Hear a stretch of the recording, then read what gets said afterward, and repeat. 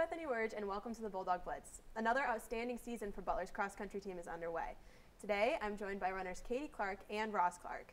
But first, let's take a look at how the men's and women's teams have been doing so far. The Butler men's and women's cross-country teams are off to a fast start this season. The men's team has competed in 5 meets thus far this season, while the women's team has run in 3.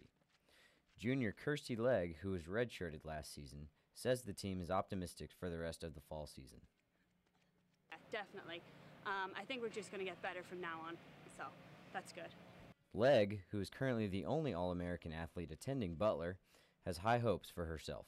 At pre-nats I didn't really perform to where I would have hoped, so I'm hoping at conference that I'll be able to run to my potential and hopefully help the team win, which is our main aim. Sophomore runner Mara Olson is entering her 2nd season with the Bulldogs and is excited for what is in store. We know we have all the potential, all the talent we need to do super well at conference and at regionals, so we're looking forward. Olson's background is an interesting one. In high school, she never ran cross-country, only distance track. As a freshman last year, Olson was forced to make a tough transition. It was definitely a transition, to say the least. I was used to doing about 20 miles a week, a lot of short stuff, a lot of short, fast stuff. Going to cross-country where it's still doing about the same amount of speed, but it's more like 60 miles a week instead of 20. Head coach Matt Rowe is entering his 6th year running the Butler program. This weekend, the team will compete in its first Atlantic 10 meet of the season. They conclude the fall regular season with the Hoosier Invitational on November 2nd in Bloomington. For the Bulldog Blitz, I'm Matt Rinesmith. Hi guys, thanks for coming today. Okay, so you're both juniors here, running cross-country and track teams. Katie, you came in a year before Ross, is that right? Mm-hmm. Okay, so tell me, how did you end up at Butler? I mean, did you have a lot of running experience? What made you come here? I'd been running for a couple of years already in high school, from about age 15 I would say.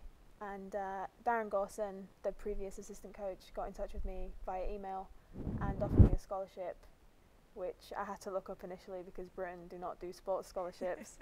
So once I realised what the package was, I said yes straight away. Cool. And Ross, you're a soccer fan, right? Yeah. Why run at Butler?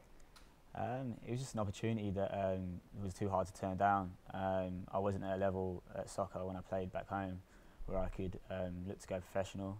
And I had the opportunity to come out on a scholarship at Butler and using the sports facilities that America offers out here, as well as getting a great education at Butler. So it was a kind of a no-brainer for me, and yeah, I'm happy I made that choice. Now you PR'd in all of, so personal record, for those who don't know, you got a personal record in all of your events your first year here, is that right? Yeah, okay, correct. so, and you're in track, what, 3K, and what else do you run? The 800 metres, the 1500 metres, the 3K, and occasionally the 5K when my coach wants to punish me. Coach will force you into, right? So, so, and then you made the decision to leave last year. So how tough was that decision? I mean, what was your reasoning for going home? It was an incredibly tough decision. It was a decision I had sort of thought about for three or 4 months. I was training really hard for the London Olympics, which was this summer. And I picked up a stress fracture as I was just increasing my training and hitting the form of my life, and it really took it out of me. It made me realise, like, do I want to, focus all my time on this sport? Do I want to focus on a different career? So I decided to actually quit running altogether, which was, I've been running since I was 13 years of age, so it was a tough decision to make. So I went home for the summer. I got a job in London straight away, and I thought that was my kind of my future. And then I decided to come back and finish off what I started with my teammates. We started this journey together. I wanted to graduate and I wanted to finish it as a team together. So was there anyone in particular who had said, like, come back, you need to come back, or did you just decide kind of on your own, just a realization? I mean, the guys on the team were kind of kept trying to convince me to come back over the summer, sending me messages and stuff. But and Coach Rowe too, or just? No, Coach Rowe is actually, he's quite. He wanted me to come back. He didn't want me to leave. But once I told him the decision, he was like, I wish you all the best for the future, and if there's anything that I can help you with, going forward, then just keep in touch. So he wanted me to come back, but he'd accepted my decision, and he thought I should go and find my own way. I went and found my own way, and the day of classes starting at Butler, I think it's the 23rd of August, I was at work and I realised I made a mistake. Gave a phone call to the coach and pretty much tried begging my way back. And there was a lot of hurdles to cross to enable me to come back, and the Butler sports department pulled a lot of strings to try and make that happen, and then within 3 days I was back on campus and enrolling into classes. So it was a bit of it was a roller coaster experience, but one that I'm very grateful to have that second opportunity now. Yeah. So wow. Yeah, it pulled a lot of strings for sure. Now, are you back on scholarship on a full ride starting now, or when? How does that work? Like, I'm not. No, I'm on tuition now, so I'm on a pretty much 75% scholarship. But you pay the rest. I now pay the rest. Yeah. So it's kind of you know, it was a costly error on my behalf, because obviously before I left I was on a full scholarship completely. So now I had to stump up my own money to come back, you know, and it's been a costly mistake, but as I say, it's something that I had to put right, and you know, I'm more than happy to have to do that, and hoping I run well for next year, and I've been running well so far. I've been told that there should be a scholarship for me next year, a full scholarship, so that'll be a bonus, but I still need to kind of prove my worth to my teammates and prove that I'm 100% committed to coming back. So yeah, that's awesome though. And last year you were on the bubble of being an All-American, is that right, in cross? Yeah. So obviously, you know, they have reason to, of course. And now this year, you're on the bubble of being All-American. So how has this has been 4 years for you though, so your eligibility is junior, but you're a senior this year. How is I mean, what's different? Is your training different? Is the attitude different? I mean, what's changed? It's a combination of both of what you just said, really. I think it started probably my junior year academically. Coach Ray gave me a red shirt for cross country, and I was able to get 70-mile a week in for a good 4 months, and that's the kind of base I was lacking before I came out here. And in my first 2 years here, I never really got a chance to build on, because of always being in season and always tapering. So getting in that base over those good 4 months, staying injury free, that set me on my way for a good indoor season. Unfortunately, I got injured for outdoors, and I had to redshirt outdoors with Achilles tendonitis. But then that allowed me over the summer to build up really gradually, again, my mileage. And I think that's what's helped me this season. And in terms of being a senior, it's my 4th year into some of these races, 3rd year into some of them. And my confidence is just a lot higher than it used to be. So confidence and base, I would say. Not a baby freshman anymore, right? Not anymore. So this weekend, as we mentioned before, is the conference championships at LaSalle, right, in Philadelphia? So Ross, what do you think is the biggest challenge for the guys team? You guys aren't really a favorite as a team, are you, or did I get that? No, officially we're ranked 2nd in the coaches poll, because LaSalle won the title last year.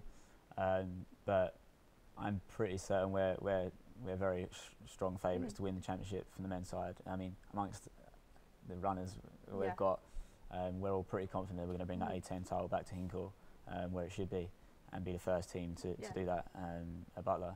So yeah, we're all excited. There's a couple of, it's a bigger conference, there's a couple of hot shots in there, there's some very good runners, and so we're just trying to run as a team. Our focus is making nationals. We're going to hopefully bring back the conference title, but we want to make nationals. So hopefully if we can work together and try and save as much energy as possible during the race by running together, and hopefully still pick up the title, then that's our overall aim. So yeah, we're pretty confident that we can do that. So yeah. Cool. And the women's team, I know, is a top, right? And now it's, what, 15 years that the guys and girls have won conference titles in cross? For the men, the women haven't been as good for as long. Okay, but and obviously it was Rising League, so it's going to be very different. The men had 14-year winning success or streak. That's a lot. So I think it's the third longest in the NCAA history. So now we're going into new A10 conference. There's been a lot of talk about Butler and on the internet boards and stuff like that. So there's a lot of trash talk about Butler. So we want to go in there straight away, pick up the first title, and continue to build that successive streak that Coach Rowe has enabled us to do. Yeah, show them how it is, right? Now, is that a lot of pressure for you guys, or is it just kind of another thing, you know, like another year, another title? I mean, if it was going into Rising League, you know, the other teams know they're running for 2nd place, because we just train so hard, and we have the talent at Butler where they just know that, you know, that we're going to be very hard to beat. On the flip side, obviously everyone wants to beat you because of that. Going into a new conference, people know about our winning streak, and so, you know, we've got a target on our backs, and you know, every single team, every single fan out there is going to be cheering against us, because we're the new team on the block. But we're going to feed off that. You know, we're going to feed off that, and we're going to know that, you know, we want to come back and do this university proud, and, you know, prove to people that, you know, whilst people are studying and stuff, we're also studying and training hard in the cold, wet and rain, trying to, you know, do good for this university. So we're confident, but we've had a few little injuries recently, a few little hiccups, and we've lost a couple of our top guys. So it's gonna be interesting. It's gonna be very interesting, but we're quietly confident that we can do the job. Yeah, and the girls side is the same, right? But you are a favorite on the solo side, right? Now, how are you? I mean, are you nervous? Are you know, you talked about confidence before. Are you just kind of like, I'm ready to do this? You know, like, this is conference. I'm trying to win it. Is it? You know? I'm nervous, but excited nervous. Yeah. It's a good nerves. Yeah. It's not the nerves I used to get as a freshman. I'm looking forward to going in and having some new competition, seeing how we stand up against that. I know there's another good girl who's quite close behind me on paper, so that'll be interesting. I think it's going to be a really good race. Cool. So I'm excited to do that. I'm excited too. I'm excited for you guys. Okay, I'm Bethany Werge. Thank you so much for joining me on this edition of the Bulldog Blitz. Coming up next is Colin Likas and the Bulldog Blitz scoreboard. Hi, I'm Colin Likas, and welcome to this week's edition of the Bulldog Blitz scoreboard. The men's basketball team will host Marion in Hinkle Fieldhouse on Saturday in an exhibition contest. The Bulldogs are also preparing for their first season in the Atlantic 10 Conference. It will mark their first campaign without defensive leader Ronald Norrid since the 2007-2008 season. Tip-off is scheduled for 2 o'clock. After a comeback victory over Moorhead State last weekend, the football team is traveling to Davidson Saturday. Butler sits tied with Drake atop the Pioneer Football League after a 39-35 homecoming win. The trip to Davidson will be Butler's 5th road game of the season. The game is set to begin at noon. The women's soccer team is hitting the road this weekend to conclude its inaugural season in the A-10. Sitting in a tie for 5th place in league play, Butler will face George Washington and Charlotte. The Bulldogs will face the Colonials Friday at 3 o'clock and take on the 49ers Sunday at 1 o'clock. Stuck in a small losing streak, the volleyball team is looking to rebound on the road this weekend. The ladies will travel to Fordham for a Friday night contest before heading to Rhode Island for a match the following day. The Bulldogs fell to number 18 Dayton last Sunday and Xavier last Friday. A force in the Sports Horizon League Championship meet for years, the cross-country teams will try to duplicate their success this weekend. Both squads will travel to Philadelphia, where Temple is hosting the A-10 conference meet. Butler will try to unseat LaSalle, which won both team championships last season. The men's soccer team sits in 13th place in the A-10 and will close out the home portion of its regular season schedule this weekend. Like their female counterparts, the men will face George Washington Friday at 7 o'clock. They will also host Charlotte Sunday at 3 o'clock. Butler toppled St. Joseph's last Sunday and drew with Temple last Friday. The fall season is coming to a close for men's golf. The Bulldogs will participate in the Kiowa Island Intercollegiate Invitational starting Sunday. The event will last for 3 days. Last season, the men captured 13th place of 21 teams in the tournament. Butler wrapped up a 16th place finish in the Dayton Fall Invitational yesterday. The men's and women's tennis teams will take a break from competitive play with the end of the fall season on Sunday. Both squads took part in the Intercollegiate Tennis Association regional tournament last weekend. The men captured 4 singles victories and a doubles win, while the women won a pair of singles matches and 1 doubles match. Last but not least, the swimming team has a week to rest and prepare for a pair of meets in early November. The Bulldogs will compete in back-to-back meets in Ohio on November 3rd and 4th. The first will be hosted by Xavier, and the second will be a dual meet against Youngstown State. Butler finished 3rd in a triple dual meet against Indiana University, Purdue University, Indianapolis, and Eastern Illinois last weekend. That's all from the Bulldog Blitz scoreboard. Be sure to go out and support your Bulldogs. For the Bulldog Blitz, I'm Colin Likas.